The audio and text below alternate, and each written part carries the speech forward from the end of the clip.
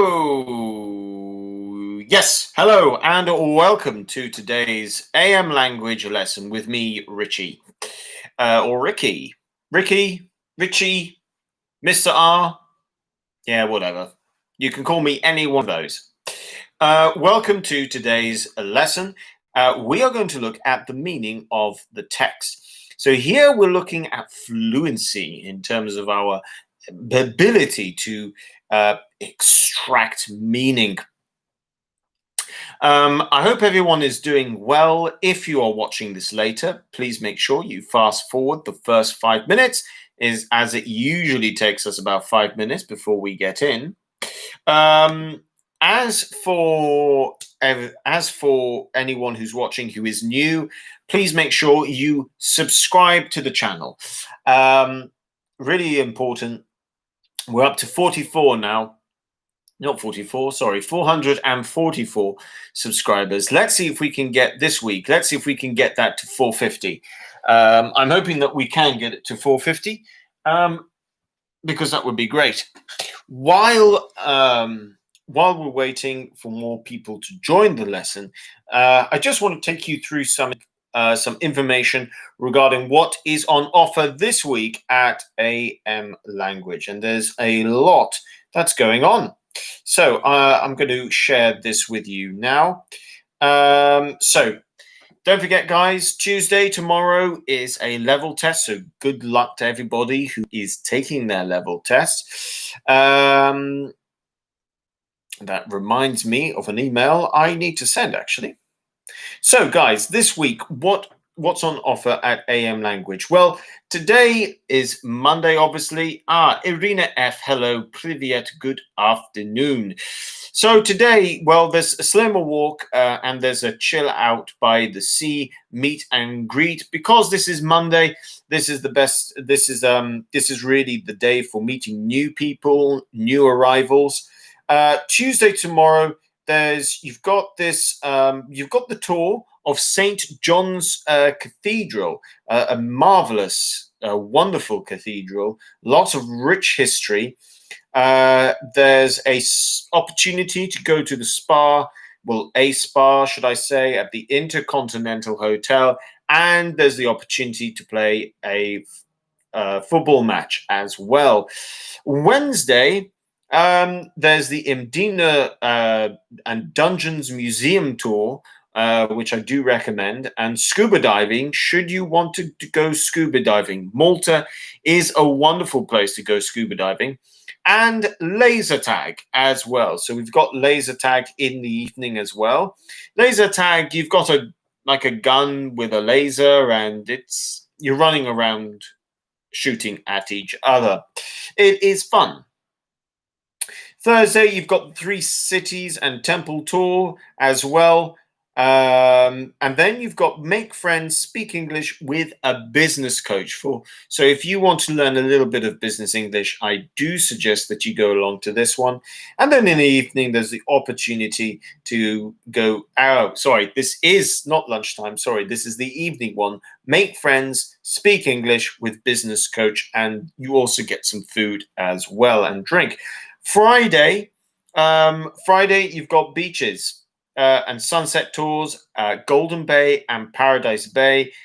Both are lovely, lovely bays. And then you've also got the opportunity to go on a Grand Harbor cruise as well. That is an option. Saturday, you've got the best of Gozo and Camino cruise.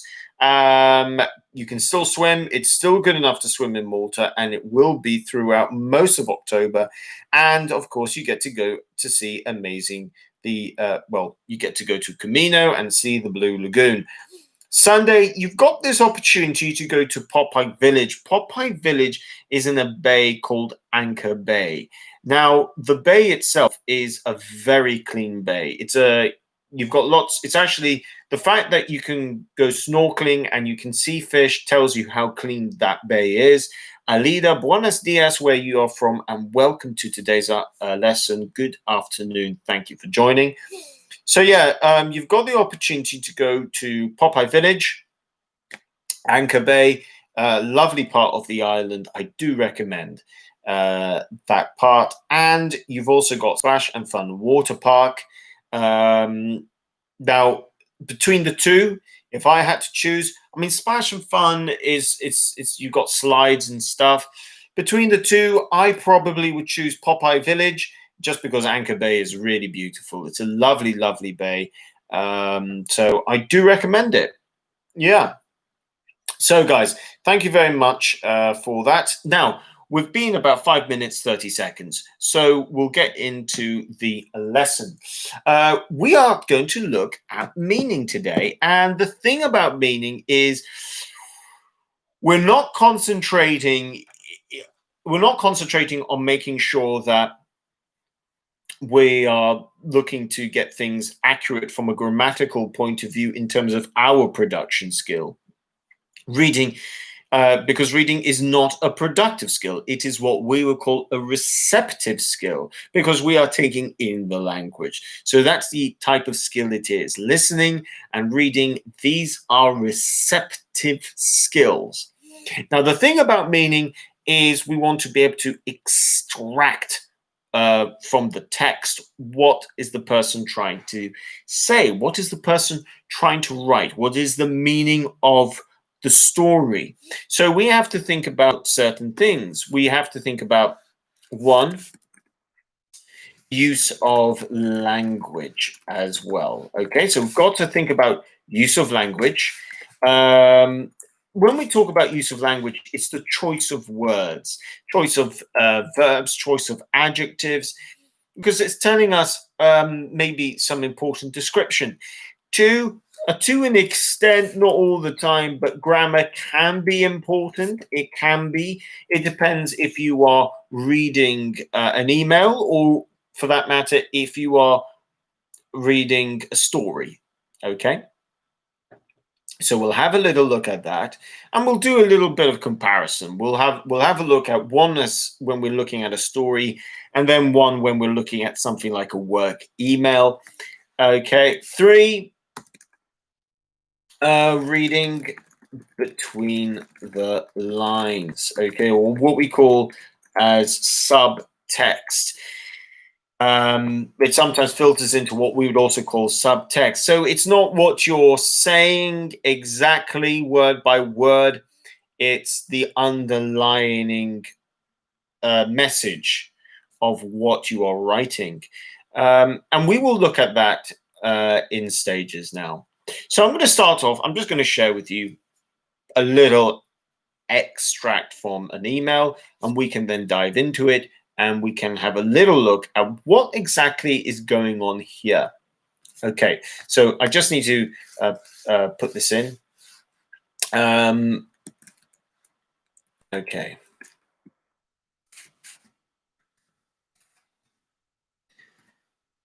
Okay, so we've got Dear Mr. Adam, standard start.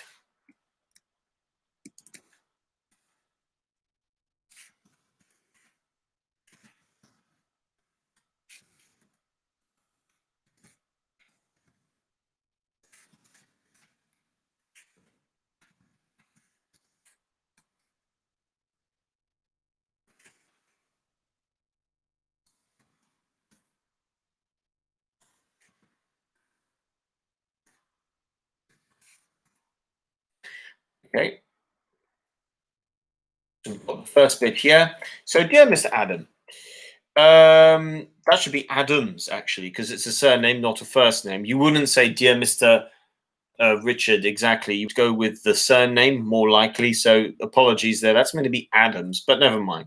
So we've got the opening sentence here. Prior to staying at the hotel, I had been told that the service was of the highest standard. The second sentence.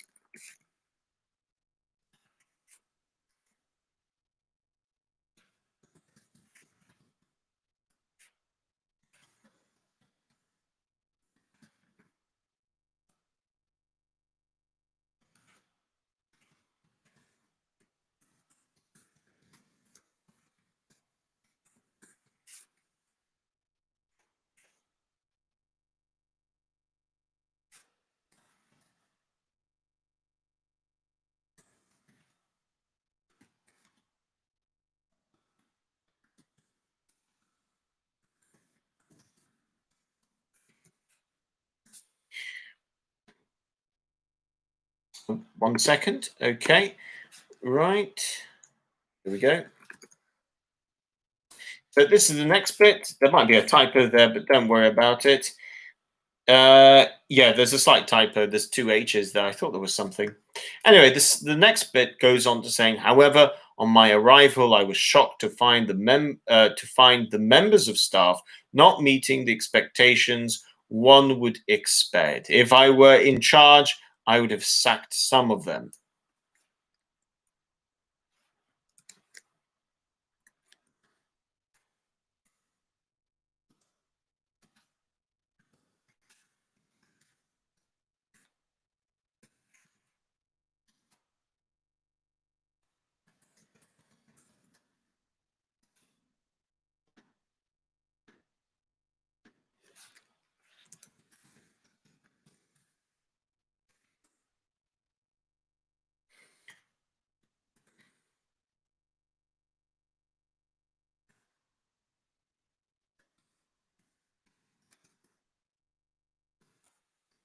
Okay, so let's have a look at this email. Okay, so overall, the email says, "Dear Mr. Adams, prior to staying at the hotel, I had been told that the service was of the highest standard. However, on my arrival, I was shocked to find the members of staff not meeting the expectations one would sacked Sergio. Yep, that's the same word as fired, or to fire someone. So, however, on my arrival, I was shocked to find the members of staff not meeting the expectations one would expect. If I were in charge, I would have sacked some of them. I was also unhappy with the room. Given the inconvenience, you can imagine some form of compensation is required." Okay, so let's go through this step by step. We need to think of use of language, grammar, and reading between the lines. So, first of all, what I would like you guys to do is I'd like you to tell me when we're looking at one, use of language, I'd like you to tell me important words, first of all, and what are the important words? So, what we're going for this one. So, what are the important words? So, keywords, and two, were the words. Let's go. Was the person rude, polite, passive, or aggressive? Aggressive. Aggressive. There we go. Okay, so let's have a little look. We need to think about. There we go. Yeah, thoughts. There we go. Okay, so what do you think about the use of language? Was the person polite? Was the person rude? Was the person passive? It's not in your face. Passive is not in your face, but they're still telling you what they think. It can be uncomfortable, passive, and then we can say also aggressive. Were they? Are they being forceful, for example? So, what type of language? What's the most important language in this email that tells us what we need to think about? Important words. We've got service, expectations, compensation. Yeah, the service, expectations, compensation. Those are all very good. I think we could probably add one or two more. I would say expectation is probably the most important word here. For me, the person is passive. I think this one's going to be a bit of an opinion on it when it comes to interpretation. I think passive isn't such a bad way to go. Sergio agrees with a leader. Yeah, I'm happy to go with that. He's not being rude. He's not being rude. He's not really polite. at the same time, but he's more polite than being rude.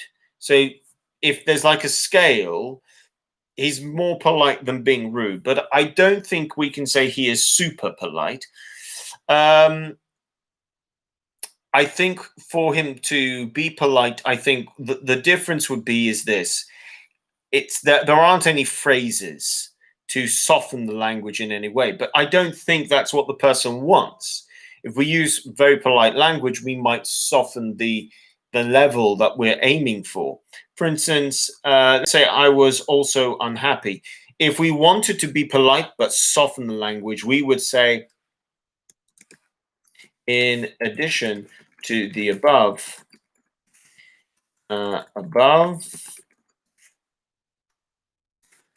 I regret to inform you that the room was not suitable, for example.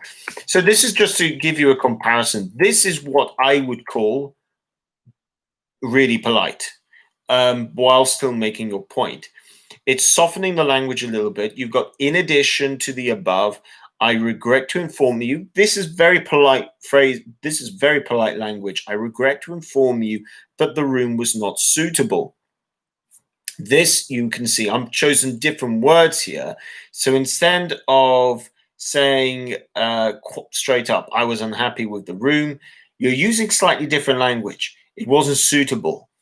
This is what we would call softer language. We're still saying what we want to say, but we're using softer language. For me, the original one, the person's not being rude, but they're not being super polite. I would say the best way to describe it is they're just being very, they are being very frank.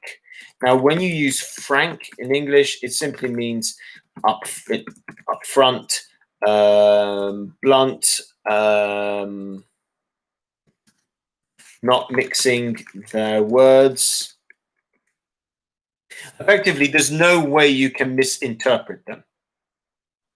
You're not going to walk away thinking, I don't know if the customer was happy or not, so to speak. Alida says, I would have sacked some of them. It's also not polite. Yeah, this is the thing. That is probably one sentence that is quite rude, telling the owner what they would have done. Dangerous. It's a little bit impolite. Okay, actually, but that leads us on to the next thing, which is grammar. So, what grammar do you see? What grammar do you see? So, let me know what grammar you will see, and I will point out a particular grammar point here. Now, obviously, this is to do with the past, but it's not consistent, the grammar. There's different types of grammar structures that we can see in this particular email. So let me know what grammar you see.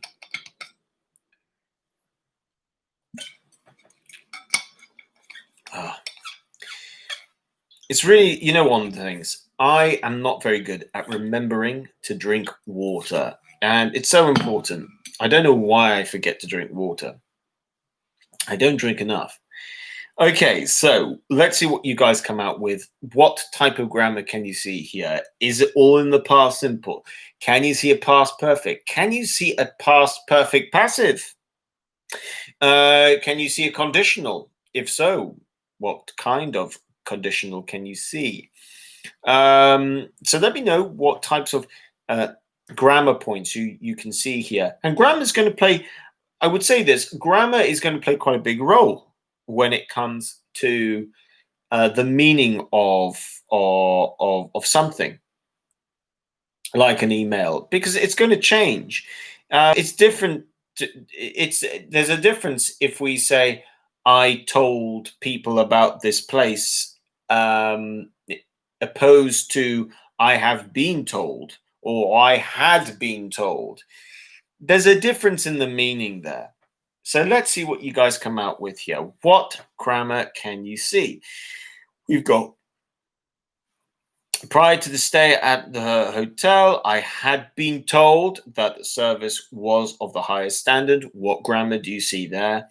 However, on my arrival, I was shocked to find the members of staff not meeting the expectations one would expect. So again, we know it's the past, but what type of past is this person using? Finally, I was also unhappy with the room. Given the inconvenience, you can imagine some form of compensation. I also forgot to say, if I were in charge, I would have sacked some of them. That's a bit of a strange grammar point there. Alida says past perfect, past simple, conditional, and passive. Okay, the answer is yes. We've got a few things. We've got the passive form. We've got the past passive. So we've got the past perfect passive, and you've just got the straight up past simple passive. So just to show you, okay, this is what I mean by a past perfect passive. We've got had plus been plus past participle. Okay, so I had been told. This is a passive. So this is a past perfect passive. So that's one example. And then to say the other one that I think is noticeable, I was shocked to find that's just straight up past simple. So we've got a lot of past simple there. And then, yeah, let's have a little look. We've got this conditional form here. If I were in charge, I would have sacked some of them. Okay, let's look at this. This is not easy grammar. This is actually what you will see is this is what we would call a mixed conditional. Now, I'm not going to go into mixed conditionals, but if you would like me to do a lesson at some point on mixed conditionals, like the video, and I will explain. They are very useful. But a mixed conditional effectively is when you have this combination. A second conditional plus a third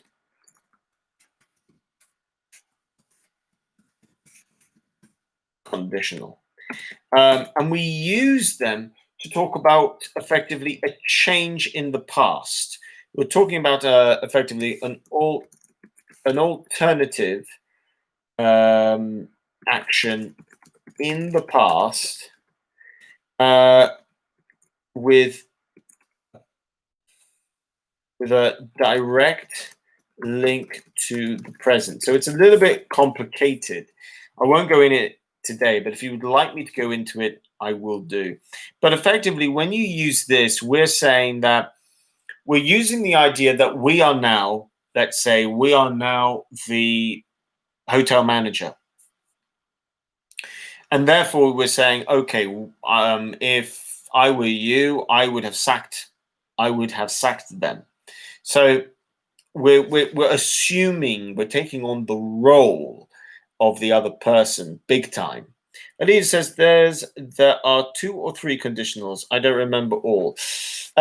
Briefly, you've got 0, first, second, third, and mixed conditionals. I would like a lesson about conditionals. Absolutely, Alida. I will make sure that maybe next week we will look at mixed conditionals. Okay, so guys, let's finally look at the sub-meaning to this text, the sub-meaning, and then we're going to go on to something slightly different. And the sub-meaning here is reading between the lines. The simple thing here is this. The sub-meaning is, I'm going to give you guys the choice to think about.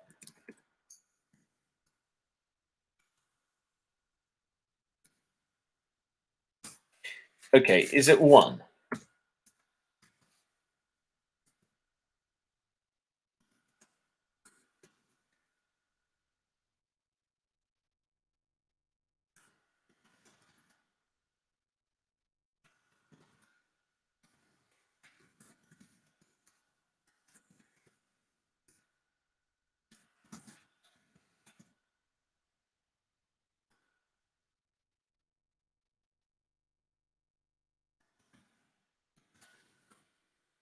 Okay, so number one, the person's expectations should be met. He is a customer because he is a customer. Sorry. Okay, number two,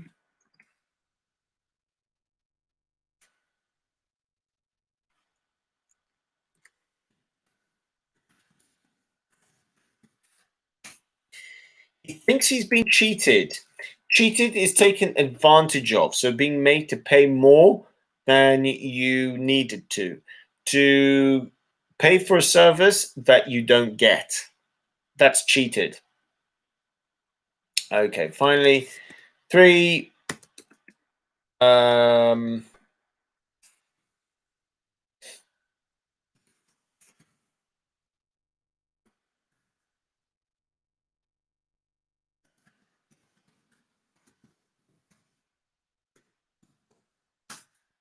and finally,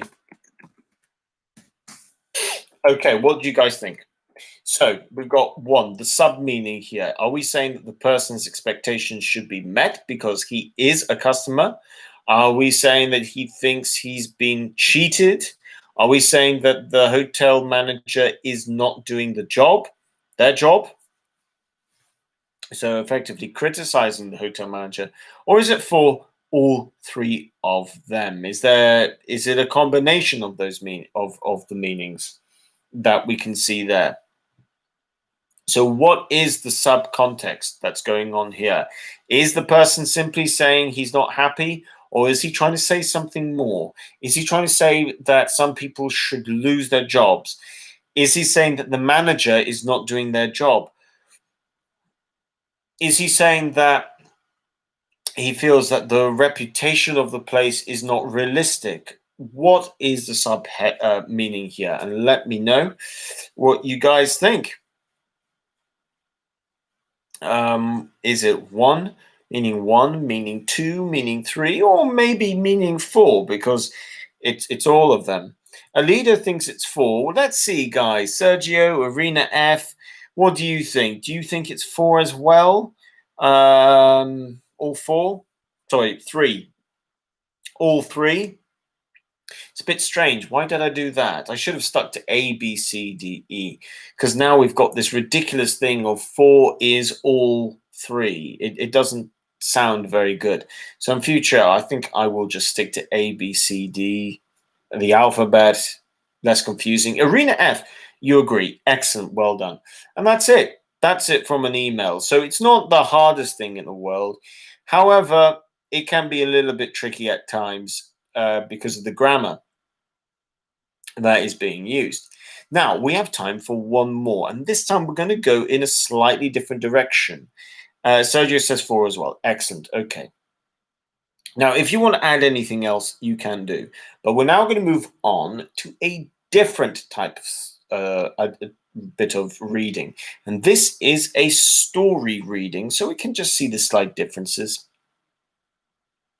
Okay, so what it is, just to give you a bit of background, we have this.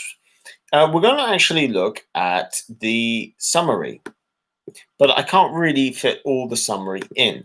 So I'm going to summarize the summary of this particular thing. So we're going to look at Cinderella, which is a very famous story. I imagine all of you know. Simply put, actually, I'm going to ask you guys if you can summarize Cinderella to begin with. I'm going to summarize it. Have a go. See if you can summarize it within 200 words, which is the maximum you can write in the live chat section. So I'm going to go first with Cinderella is someone um, who is the daughter to a wealthy man who dies. A stepmother takes control, and the the three, it's really so the three stepsisters and three stepsisters treat her like a slave.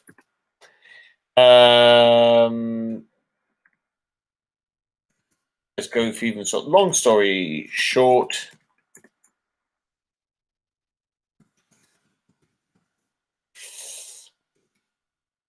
there's a ball and she attends. Thanks. And she attends. Ooh, and she attends. Okay, I can't do it within 200 words. I'm just going to finish that. When she leaves, she loses the slipper her fairy godmother gave her, and the prince wishes to find the person who wore the slipper. So that's my summary of the Cinderella story. If you think you can do better, go for it. But what we want to look at is the sub meaning of the story of Cinderella. So just to remind ourselves effectively, you've got this person, Cinderella. She has a fairy godmother. Now, a fairy godmother is that sort of magic person. And she ends up going to a ball. Now, just to explain to you, now a ball has a lot of meanings in English, but a ball can mean a formal dinner and dance event. Okay, that's what it means in this case. So a ball is a formal dinner and dance event, and they were popular like, I don't know, 150 years ago, maybe. So people would do it. And she went eventually because her fairy godmother helped her, and she had this magic slipper. Sergio says debut. No, it's not like debut. Not like debut, Sergio. Different meaning completely. So she goes and she's got this magic slipper. So what does the slipper mean exactly? And that's what I want you guys to think about today. Okay, so we're just going to remind ourselves of that key moment. So the ugly sisters both tried on the slipper, but no matter how much they tried, they just couldn't fit their foot. Cinderella then had her turn, and her foot fitted perfectly. Prince knew he had found the one. Okay, right. So I just need to change that last bit. Okay, so I'll say that again. The ugly sisters both tried on the slipper, but no matter how much they tried, they just couldn't fit their foot. That should be, they just couldn't fit their foot into the slipper, but I just don't have enough room to really write. Cinderella then had her turn, and her foot fitted perfectly. The prince knew he had found the one. So the real question is the meaning. What is the Now, significance is another word for meaning. Significant. What's the significance of the slipper? Okay, so meaning. What is the meaning of a slipper? What do you guys think? I'm going to give you some. Actually, I'm not going to give you an option here. I just want to see what you guys come out with, really. Let's see if you guys can answer that question in your own words. What do you think the slipper in Cinderella means? Why should the slipper matter so much? What is the significance? What is the meaning of a glass? And let's not forget, it's a glass slipper. Slide on flip flops. You slide your foot into it. Yeah. You don't know? Okay, fair enough, Sergio. Alida, Irina F. Any ideas? What do you think the significance of a glass slipper is? I should put that in actually. Glass slipper. Because that's what we're talking about. What is the significance of a glass slipper? If you're not too sure, I will then give you. Well, I know Sergio isn't too sure. Finding his love. Okay. I think that's definitely getting closer to it. I'm going to give you some options here. So, A slipper, the glass slipper, means that the owner of the slipper now has her slipper again. So that could be one meaning. B,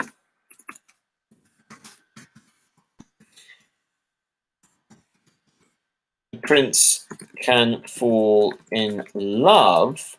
Or do you think it's C? The glass slipper represents a relationship. It doesn't matter how much you try. If it doesn't fit, it won't work.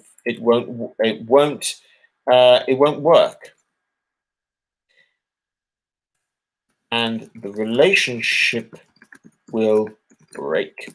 Okay, so what do you think is the most likely idea behind the meaning of the story of Cinderella and the significance of the glass slipper? Do you think it's closer to A? Do you think the meaning is closer to B? Or do you think this meaning is closer to C? Alida comes in with C. Sergio, Arena F, do you agree? Do you think it is C?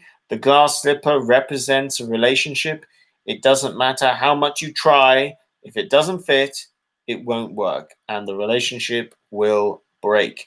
Arena F agrees that it's C. Sergio, let me know what you think, because before you weren't too sure. Sergio agrees, and I agree as well. I think it's meaning C as well. Now, the difference is when you are just telling a story, most of the time you're going to keep it simple. You're going to leave it in the past simple, maybe past continuous. You're not really going to need to use like the past perfect very often. Certainly not the past perfect continuous. You're going to keep it simple. You're going to keep it past simple and you're going to use past continuous. Language, when telling a story, you might use more sort of adjectives that really describe things because it's a story. So you're probably going to use what we would call descriptive language, more of that. But yeah, that's the idea. And that's all it is. That's what we mean by when we look at, okay, what's the meaning of the text? What's the meaning of the story? What's behind it? Why are they saying it? So that's the idea. That's what it simply means when it comes to meaning. But we have to be careful. We have to be careful of the type of words we read. And now this is just a Disney story. So because it's a Disney story, it's not going to be too complicated. Now, I would say this is really interesting. Disney films, classic Disney films, are very good at creating a story that is easy and simple enough for a child to watch and enjoy, but with enough meaning that that an adult can watch and enjoy as well. Now, I'm going to leave my thought. I'm just going to mention another story here. Okay, Beauty and the Beast. Okay, classic, really. Okay. I'm going to leave you my thoughts in terms of the meaning of Beauty and the Beast, and you can leave your thoughts in the live chat section as well. But I always thought the really interesting thing behind Beauty and the Beast is that it's a question of the time, how much time a person has before they no longer can change. It's an interesting idea. So the beast is obviously not a nice person, which is why he's a beast. And then it's a question of change. And the interesting thing is that I think it's showing that you do need the right type of people in your life to change if you need to make a positive change. But there's always a time limit on how much time a person has to help you through a change. There is a time limit. And if you don't change in time, then is that how you're going to remain? Now, I would say there's another level to this. And another level to this, I think, with Beauty and the Beast is to do with death. I think when the last sort of rose petal falls, if he has not changed, it means that's his eternity. Now, that would be in line with the idea of can you change in time before death, where maybe you can be a type of person to go to heaven, or will you remain as a beast and go to hell? So I think again, it's another really interesting Disney story with a lot of meaning that is underneath the very simple text that you can read. Okay, guys. So that's it for today. So, like I said, we didn't really go into looking at an accuracy point of view of language. We've just looked at general meaning, to be honest. So nothing too difficult, really. Now, let me tell you what you can expect for the rest of the week, because we have a very interesting week here on the YouTube channel, and I'm very excited by what we are going to do. So, in case you haven't seen our post on our Facebook page, Tuesday, so tomorrow, we are going to look at this following question: what are finite verbs? This is an important one to know. Wednesday, what are non-finite verbs? So Tuesday, Wednesday, there's going to be quite a lot of grammar in terms of how we use verbs. This builds on the time when we looked at transitive and intransitive verbs. This is important stuff to know. It's going to probably be a little bit difficult if I don't get it right. So this is a challenge for me. It can be difficult, but I'm confident that we can make it easy enough for people, for everybody, to be able to follow and understand. If you're pre-intermediate or more, it shouldn't be too difficult for you to understand, but it can be difficult. So it's going to be challenging for me. Thursday, we're going to look at phrases to raise ideas and suggestions. This is going to be for English for work. This is going to be quite an important one. We all need to know how to raise ideas, suggestions. We're going to include a bit of writing as well. So if you don't think you write enough in English, make sure you're here for Thursday. And Friday, really important. It connects with Thursday, but we're going to look at how to solve problems in English. This is where we're going to look at a strategy. How do we go about with our level of English to try and solve problems and try to explain ourselves? So we're going to try and look at, doesn't matter what your level is, and I'm including pre-intermediates in this one again. There's something for pre-intermediates, there's something for up intermediates. Elementary students might struggle a little bit, but I want to make it as clear as possible. The idea for Friday is, if you don't know the word or what the definition is, what the meaning is, how to go about it. So we're going to see at how we can solve this problem when we are trying to talk about problems in English. So guys, if you are excited for the week, make sure you like the video. As always, please share the channel, subscribe if you're new. Sergio says you have a clear speech. Thank you very much.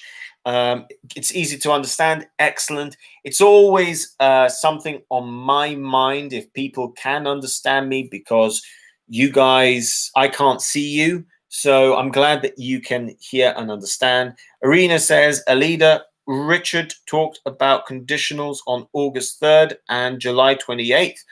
Thank you very much, Irina, for reminding me.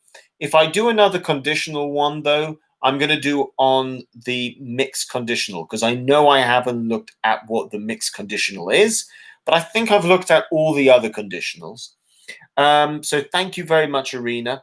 So thank you, Irina. Have a lovely afternoon and evening. Alida says thank you very much, Richard. See you. Thank you, Alida. Have a good afternoon and a lovely evening.